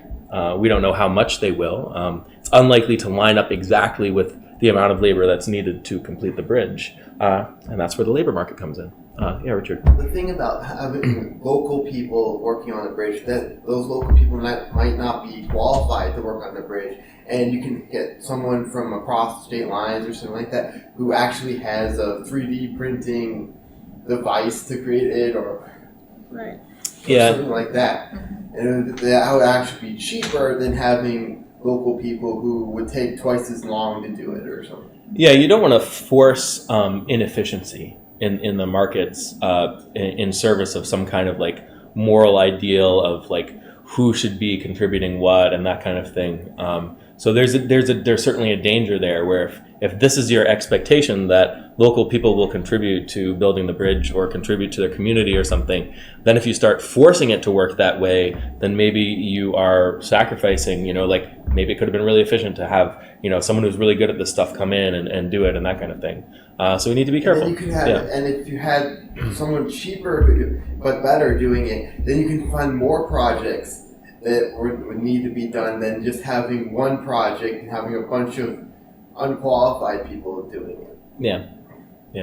So it's a challenge that the Green New Deal would face. Oh yeah, that would be really difficult. The $2 trillion is, they think that they're going to hire local people to repair the bridge, but actually the modern way to repair a bridge is, I don't know, with a bunch of helicopters and giant machines, automation. Right. Then Sure. they would have a problem. Or you need like experts like coordinating it or something, and there's a certain firm that does this and they're located in Seattle or something like that, right? So yeah, we need to be careful about, This kind of goes to your point about you want to do the things you want to do with as efficiently as possible with as little labor as possible. And the Green New Deal is also trying to give people jobs, so it's likely to be very inefficient and wasteful of resources, which is kind of ironic because it's trying to help the environment. Now, if it turns out that working on a bridge in your community is something that provides a lot of meaning and purpose to people, and that's like an activity we'd want to offer people, even though it's maybe a less efficient use of people's time or something like that, that might be something worth exploring. But we have to recognize that that's a cost that we're paying, that we are using resources to provide people with this meaning and purpose, that it's not, it's not about just the product of the work anymore. Right. Yeah. I guess, again, like you see that in people go on a camping trip or something, and like they do a bunch of work kind of, but it's like for fun and they get purpose and enjoyment out of it. And I suspect we wouldn't have to like create too many bridge projects for people, because they could do like neighborhood parties or talk series or something else that they would rather do to gardens to contribute to the community in some way. Probably a lot of like regenerative, like landscape or ecological regeneration that's more that doesn't require a lot of like technical expertise. Technical expertise and a lot of it is kind of more hands-on, more more working with the land rather than building bridges, which is kind of kind of a specialized activity. Exactly. And some people might be really into the idea of designing and building some kind of like big engineering project like this, and that's great, and we can maybe provide that for people. Or maybe some people are into building boats or something like that, even though they're maybe not the most efficient boat that would be constructed by the boat factory or something like that. An example is the Big Dig in Boston, which would cost like 4 times as much as projected and took like 4 times as long or something like that. Yeah. It's just a bunch of corruption and whatnot. That's what's a real possibility with things like the Green Deal and whatnot. Yeah. Right. And it's one thing if you're spending all that money because you're providing the Big Dig people with like, now like 10 years of their life they're gonna like feel like they accomplished this thing, but that's not what it was about. It was just and we weren't even trying to necessarily create jobs, although I would imagine that when the Big Dig was proposed, the idea that it would create all these jobs for all these people was probably a positive argument for it, like but it's like we're creating all this infrastructure, making the cities, highways more efficient and creating this green space. And, look at all these jobs it's going to create. That's great, isn't it? That's fantastic that we're wasting all these people's time. But yeah, I mean, it's, I think I don't think we can fully solve this problem of, contractors being inefficient and, bidding down prices below what's actually achievable and, stuff like that. But certainly we can remove some of the inefficiency by taking away that bullet point of creates X number of jobs in a certain project. Yeah. All right. You guys ready for the next quote? Yep. So here's a quote within the quote. In 1879, Henry George anticipated this state of affairs when he wrote in Progress and Poverty, "The fact is that the work which improves the condition of mankind, the work which extends knowledge and increases power and enriches literature and elevates thought, is not done to secure a living. It is not the work of slaves driven to their task either by the lash of a master or by animal necessities. It is the work of men who perform it for their own sake, and not that they may get more to eat or drink or wear or display. In a state of society where want is abolished, work of this sort could be enormously increased." So this is exactly what I'm talking about. By default, people spend their time in ways that are meaningful to them.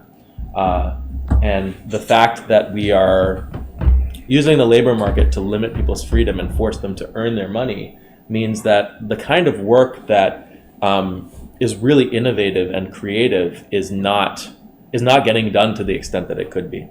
I like to think back to ancient Rome and ancient Greece, and you had the aristocracy, and all of the famous innovations and famous art came from the aristocracy, and they didn't have to work necessarily, but they were, or maybe some of them were patronized by rich people or something like that, some of the scientists and artists. But all of that work was kind of supported on the backs of slaves. And if technology can be our slaves, then we can all be members of the aristocracy. And of course, most rich people in ancient times did not contribute anything useful or meaningful that is remembered by history, but the few that did, that's where they came from. And it's about enabling it. It's not about forcing everyone to contribute. It doesn't matter whether any one individual person is innovating or being creative or contributing in some other way. What matters is the level of innovation, the level of creativity in society being as high as possible. And it doesn't matter whether any individual person is working. When we talk about the labor market, it doesn't matter whether any individual person is working. It doesn't matter whether there's a lazy person sitting at home eating potato chips and playing video games. What matters is that the level of labor in our labor market is optimal for the level of output that we need. And if we're forcing people to work more than that, then we're preventing them from doing this other kind of work and making these other kinds of contributions. Yeah, Richard, go ahead. Harper Lee, the author of To Kill a Mockingbird? To Kill a Mockingbird, she had a basic income provided by her friend for a year, so that she was able to write To Kill a Mockingbird. And the author of Harry Potter, I forget her name. J.K. Rowling. She was on the dole for a number of years, and that's how she was able to write. Wow.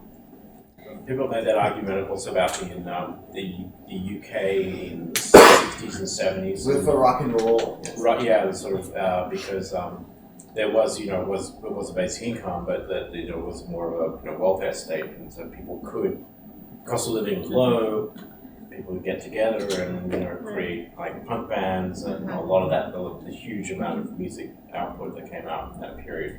Yeah. Yep. Just to play devil's advocate a little bit, I mean, I'm completely on board with this, obviously. And I would love to have had a dole in my time instead of working. But, decoupling productivity of any kind, even creative productivity, from an income, or let's just say at another level, from a reward. Mm-hmm. Is a big problem for society. I mean, people may use their freedom, productively, but we're trained as a society to do things for outside acclaim, reward, approval, all of that. I mean, they've done studies with kids where they have them do drawings and then they're doing fine and then they give them rewards for doing them, and things start to change. Then they just do enough. They're not doing it for fun, really. They're doing it to get that outside reward. Yeah. And I think that we start early training people in school and, even at home in school, that you can't get something for nothing. What you do has to be validated, approved, rewarded, or something from something out there, not from inside. Yeah. And I think it takes special and sometimes rebellious people to go against that and just do it for their own sake. But most of us don't do that. And most of society is going to be stuck with this problem of transition. Yeah. Oh, yeah. I mean, it's going to be big. It's not like Right. people will figure it out. Oh, well, I mean, people who don't have work for a few days, for example, sometimes feel a complete loss. They get depressed. They don't know what to do. Wow. They because they don't have work. Right. That's a really common thing because we're trained that way. Yeah. I think you're right. Lost the intrinsic motivation, Yes. and they Totally because taken over by because it's extrinsic the reward. extrinsic stuff Yeah. is kind of replaced it. Right. Yeah. And that speaks to also that if you're not getting paid for something, like the bridge, and you're just going to do it with your neighbors, some people are only motivated by money as a result of that kind of training.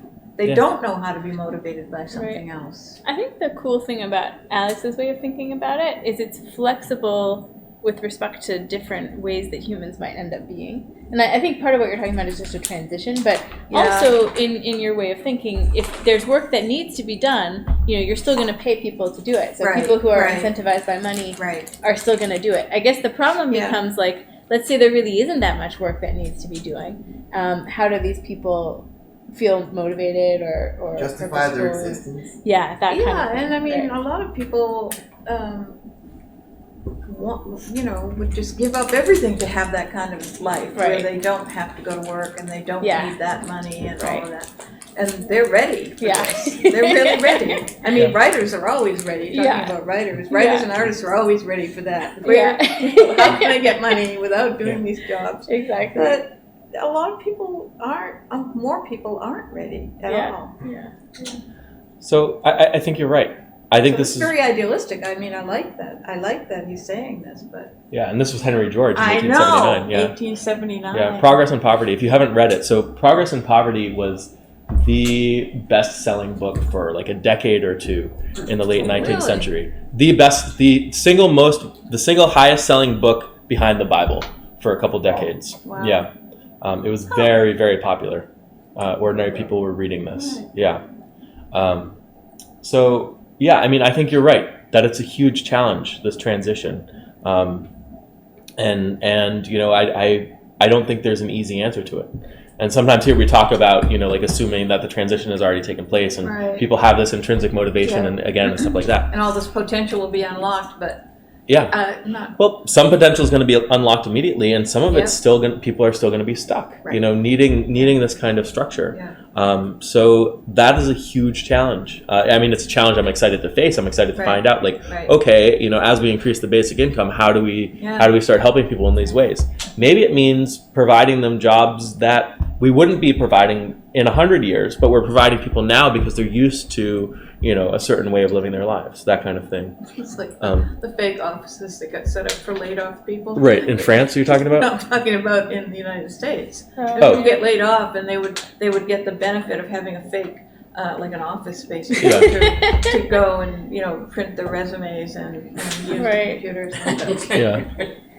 It's so hard for remember me. those? Well, now it's just called co-working spaces. I was going to say, Yeah. like we work or something. Yeah. I Yeah. think though that for younger people, for anybody who's at least a child or a teenager, it's hard for me to imagine this would be a problem for the younger, because it's I feel like you said, It's you have to be trained generational. into You it. have to be trained, but you are a special case, and so is Alex. Right. I mean, in that regard, Right, for sure. The right. internal motivation Yeah. is so strong, and it's. I mean, a lot of people, even with our current society, would still be, like you said, ready to drop the conventional stuff. Yep. I mean, a lot of people they work a regular job and they still spend a lot of their spare Right. time on creative projects that Yes. they'd be happy to Yeah, spend yeah, all of their absolutely, time on. Carly. And, Yeah, absolutely. Right. Tons of people. Yeah. And again, since we just went to Burning Man, I mean, the amount of Yeah. effort people with full-time jobs put into like creating Yeah. this whole thing and doing all this stuff Shows and a lot of all the internal organization motivation. like within the bigger. I mean, it's like obviously not everyone does that kind of It'll thing. be but it'll be great. yeah. It will be interesting to see. yeah, but I bet a lot of people more than I more than you think. might think might have Yeah. it. But I also agree that I'm not really tuned into the people that aren't like that. Right. Because just also the Right. Boston area, I think, is just full of people who are doing like- interesting things and who are. Right. So I don't and get have a lot to of see It's a internal the. bias sample. motivation. But Yeah, it's- yeah. Yeah. very biased sample. Yeah. Yeah. Well, but Yeah, super. I think universally, babies are born. Scientists. Yeah. No baby is lazy. No toddler is lazy. Yeah. Right. No toddler is indifferent or Right, uninterested or right, incurious. right. That right? No Yeah. toddler is unmotivated. All toddlers are always working to improve. So I think whether they will end up enriching literature or not, Yeah, Yeah. they all start that way. they do. And a lot of us think that way is natural all the way through life, Right. except for the situations of parenting and schooling and environment. Yeah. That makes that go away.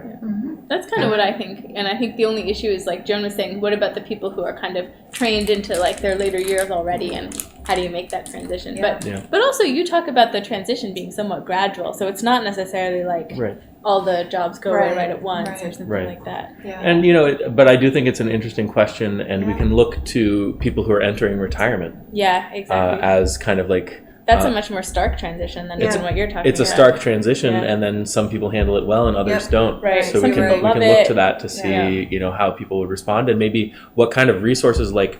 Are there systems in place that help retired or retiring people find meaning and purpose, and can we expand Oh, that's those? a good idea. Yeah. Right. Yeah. A little point on the chat was about this as well, which is interesting. Okay.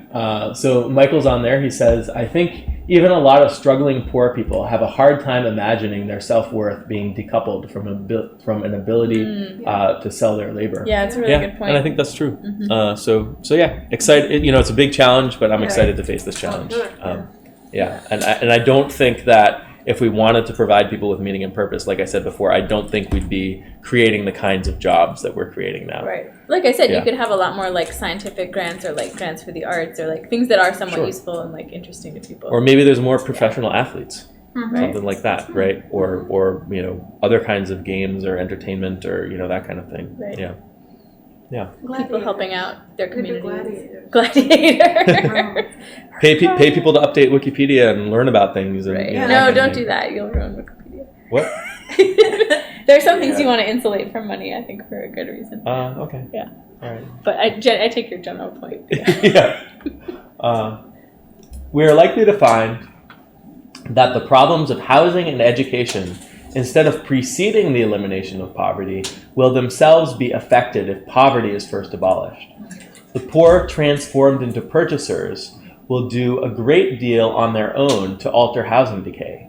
Negroes, who have a double disability, will have a greater effect on discrimination when they have the additional weapon of cash to use in their struggle. So I mean, Yeah. Yeah. I agree with that. That's a big point. That's Yeah. not to say that these problems will go away, but Right. all he says is they will be affected, Right. and I think that's right. Yeah. And they will be affected greatly, and it's probably impossible to make these problems go away without addressing poverty first. So I think that's a necessary, but maybe not fully sufficient condition to solve some of these things. Yeah. Yeah. As Richard said, the cash won't actually, it won't affect job discrimination at all, and it might maybe a little bit affect discrimination against consumers. On the other hand, I think that with the cash that there'll be more consumers, and that there's more black consumers, then there can be more black merchants, producers. Yeah. And that if a black community cannot break into a white economy, they can still operate their own economy.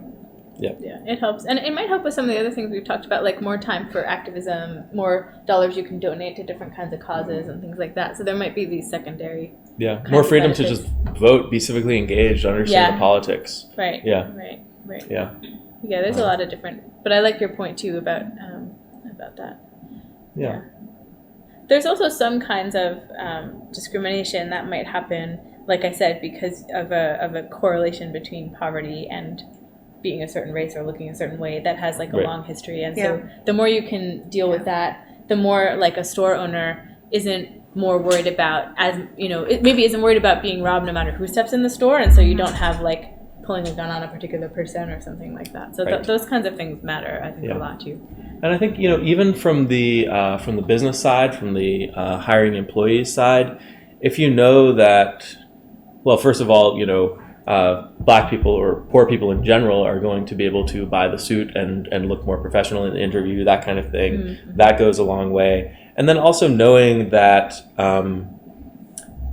that the person you're hiring is in expectation not going to be desperate or struggling or potentially unreliable. Like maybe, if someone's poor, then They can't get to the job. they can't get to the job because their car breaks down, Yeah. or various other things that make it harder to hire a poor person.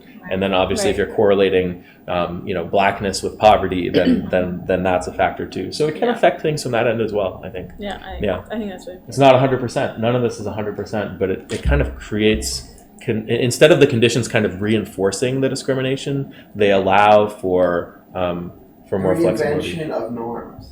Yeah.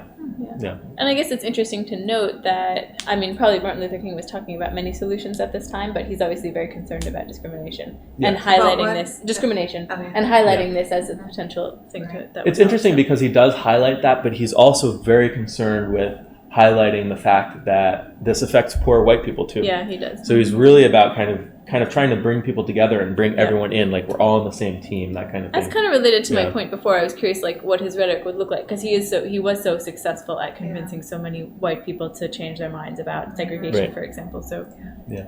it's interesting. You guys ready for the next one? Yeah. Beyond these advantages, a host of positive psychological changes inevitably will result from widespread economic security. The dignity of the individual will flourish when the decisions concerning his life when the decisions concerning his life are in his own hands. When he has the assurance that his income is stable and certain, and when he knows that he has the means to seek self-improvement. Personal conflicts between husband, wife, and children will diminish when the unjust measurement of human worth on a scale of dollars is eliminated. He's such a good writer. It's Oh, really he's- fun to read. Very inspiring. Yeah, Still, yeah. it makes me sad actually because it was. Yeah. It was so nobody- long ago, yeah, and we haven't really made much. In terms of nobody picking up where he left off. Yeah. Yeah. Yeah, that kind of thing. Yeah. He's right, Yeah. He's right. Even if he doesn't talk about basic income the way we do, this is all part of it. Yeah. Yeah. It's really good. All right. You ready for the next one? Two conditions are indispensable if we are to ensure that the guaranteed income operates as a consistently progressive measure. First, it must be pegged to the median income of society, not the lowest levels of income. To guarantee an income at the floor would simply perpetuate welfare standards and freeze into the society poverty conditions. Second, the guaranteed income must be dynamic. It must automatically increase as the total social income grows. Were it permitted to remain static under growth conditions, the recipients would suffer a relative decline. If periodic reviews disclose that the whole national income has risen, then the guaranteed income would have to be adjusted upward by the same percentage. Without these safeguards, a creeping retrogression would occur, nullifying the gains of security and stability. So this is part where I don't agree fully with what he's saying. So the idea that it must be pegged to the median income of society, I think that's kind of arbitrary. What we want is the highest level possible, Right. right? So whatever that level is, whatever level of basic income the economy can sustain, that's where we want to get to. I have a critical question here. So is he assuming that like this is something that you like get tapped up to a certain level, and if you're already making something that's Like a that negative level, income tax. Yes. yeah, that So kind of thing. I don't think he's talking about basic income the way we are. I think he's definitely talking about bringing people up to a certain level, and then like if you're rich, you don't get it, that kind of thing. Yeah. So obviously I disagree with that. But just the idea that we kind of use these arbitrary measures, and certainly he's saying, I like what he says that, just guaranteeing an income at the floor and kind of like the bare kind of subsistence level, that's not the way to go. I agree with him with that. But then he's still kind of using the same kind of reasoning to justify his level of guaranteed income, which is the median income of society. He's just choosing a different level. Whereas he never actually says though that it wouldn't go to everybody. At least in this article, as far as I can tell. He never says that in this article, but he also never says that it would. And I think kind of the dialogue at the time when they talk about guaranteed income, it's making sure everybody has up to a certain level, not providing the same income to everyone. So I think he's very much talking about something a little bit different than a basic income. Yeah. Certainly he's talking about adjusting it as the economy becomes more productive. And of course, that's what I would talk about too. And a lot of the basic income people these days maybe don't emphasize that as much, and they talk about like bringing people up to the poverty level, that kind of thing. I think he doesn't want to create like an underclass with this, the way that social welfare programs do, and that spirit makes a lot of sense to me. Yeah, I definitely agree with that. Yeah. But yeah, it's and for me, he's talking about periodic reviews, looking at the whole national income, which is also kind of the GDP is another way of describing that. Instead of doing that, I would be looking at other indicators, like just maxing out the basic income and, are interest rates at the level we want them to be, or do they have room to go higher? You could look at output. You could look at resources. Do we have extra resources? Are they being allocated? Can we sustain higher levels of basic income? I look more at those things than just kind of. If you're looking, I think part of the difference with me is that instead of looking at the total income of society and getting kind of the average of that, you would want to look at the potential. So maybe even the output, maybe even the level of stuff we're producing is lower than it could be because we don't have enough basic income. So instead of looking at GDP first, or looking at output, or looking at income first, and calculating the basic income based off of that, we would want to gradually increase the basic income, and along with it, the output would go up, the median income would go up, other things would go up until you kind of reach the capacity. Right. Yeah. Anyone have any thoughts on this before we? Well, I'm surprised that Martin Luther King was so economic in his in this paragraph. Yeah. Given that he's a moral leader who could have chosen any reparations, for instance, or any other bunch of moral measures to calibrate this. He chose to outwonk Alex. Yeah, exactly. Yeah. I think it's interesting too. I guess maybe you're going to the next thing, but he, in terms of our earlier discussion, he definitely emphasizes in the next few paragraphs that he wants poor African Americans and white people to kind of form a coalition to go against the pushback that he expects will happen. So I think that's intentional as well. Yeah. In terms of what seems realistic. Yeah. Because I guess one thing to add on that is like he was very good, not just being a wonderful speaker, but actually achieving really difficult goals. Yeah. And so he had to be thoughtful about what was going to be realistic. So he's thinking of this as something he might want to actually try to achieve, even though it seems really bold and really big. And so I think the next few paragraphs kind of speak to that, where he's talking about how you really need a strong coalition of white and African American people to do it. Yeah. Yeah, I think that's right. We're not actually going to get to the next few paragraphs, but I'll skip to the end. Yes. Was Galbraith involved in thinking about basic income? John Kenneth Galbraith? His name there. Yeah, I think he talked about guaranteed income. It wasn't quite how we talk about it, but yeah. So this is the end of the section. So the curse of poverty has no justification in our age. It is socially as cruel and blind as the practice of cannibalism at the dawn of civilization, when men ate each other because they had not yet learned to take food from the soil or to consume the abundant animal life around them. The time has come for us to civilize ourselves by the total, direct, and immediate abolition of poverty. So I think this is great, except perhaps He's totally wrong about history. Cannibalism. Yeah. Definitely didn't. It's not that we hadn't figured out how to eat food or something like that. It was more, I don't think there was ever like widespread reliance on cannibalism for. It's For not sustenance, it's not a sustainable strategy. What were those people eating? Exactly. It doesn't really work. Exactly. Good at economics, should have taken a biology. Yes. Exactly. But I mean, I think. But he's so good. The time has come for direct and immediate abolition of poverty. I fully believe that if we get basic income up to the full sustainable level of the economy, we wouldn't have what we consider poverty anymore.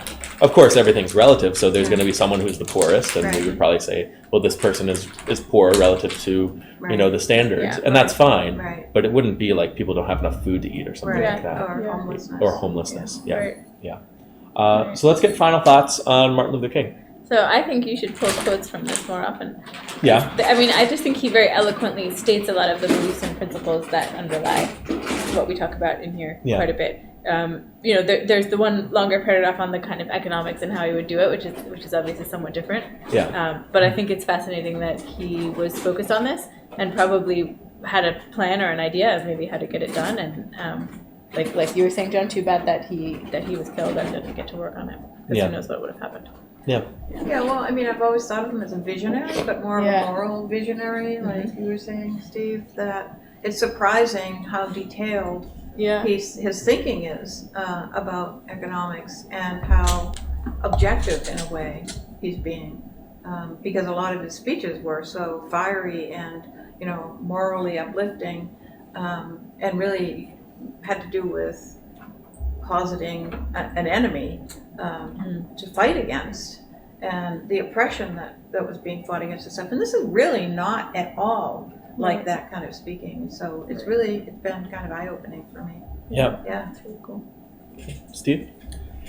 So this was 50 years ago, and he had a number of disadvantages in making his argument.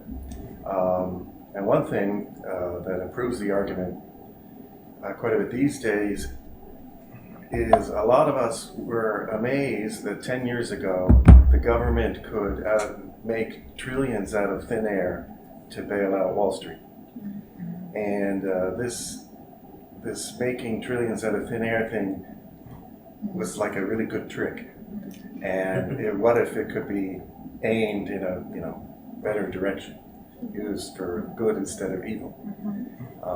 So I think that has made basic income and all of these democratic programs more fathomable, more plausible to people. Yeah. I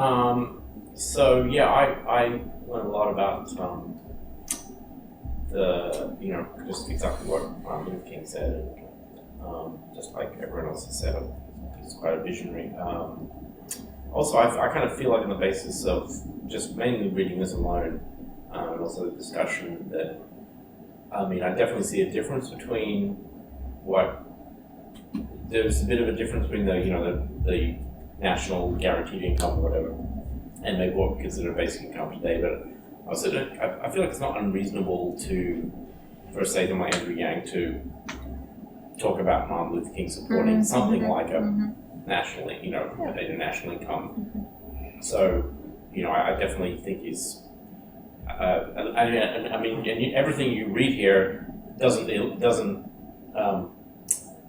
What's the word? It doesn't. If I just read this article alone and didn't include anything else that I knew about history around this debate at this time, I could read this as being almost very, very close to what people are talking about now with basic income. Yeah. So yeah. Cool. For what it's worth. Yeah, similarly, it made me think about the way I read it. He's arguing for something that is the basic income is a special case, but like the way we talk about it. Yeah. UBI is kind of a special case, and it makes me wonder whether, I guess politically or whatever it would, what are the advantages of arguing for something less specified, but that encompasses the thing that you're convinced is the best. Right. But yeah, I love reading this. Yeah, that was really cool. Cool. Richard? We like to think of ourselves as evolved, as better than the past and whatnot, when this just article just goes to show that we haven't progressed as much as we thought. We haven't. The past is far more relevant than we would like to believe. Yeah. Yeah. I think that's true. Very true. So Mitchell says, I have always found his writings have a lasting impact, such as his famous letter from Birmingham jail, and now this. Thanks for another discussion. Thanks, Mitchell. Yeah, so I think this is great. In terms of how I feel about people like Andrew Yang, kind of like citing Martin Luther King as supporting UBI, I think it's kind of okay. I might prefer, him saying, Martin Luther King supported a lot of the principles that are behind this plan, or something like that. I think he's trying to drum up some support from African American. Oh yeah. Oh, for sure. And maybe politically it would have less of an effect if he qualified it in the way. Right. That I think you kinda should just suggested. quote it. There's so many great Yeah, I quotes know. in there. I think that's a great one too. So if he quotes, Martin Luther King said, X, or Martin Luther King said Y, then he doesn't have to say Martin Luther King supported UBI as I'm planning it or something like that. But it would still be very powerful. Yeah. So I think that's probably the answer. Supported a national income, which is very, very broadly similar to a basic income. Yeah. Right. Yeah. Yeah. That would be not inaccurate, right? Right. So yeah, thanks for the discussion, guys. Really good one. Next week we're talking about healthcare. I haven't created the event yet, but that'll probably be up tomorrow. Healthcare, And cool. looking forward to that. Yeah, great. Great. Thanks, Alex. Right. Yeah, very cool. Let's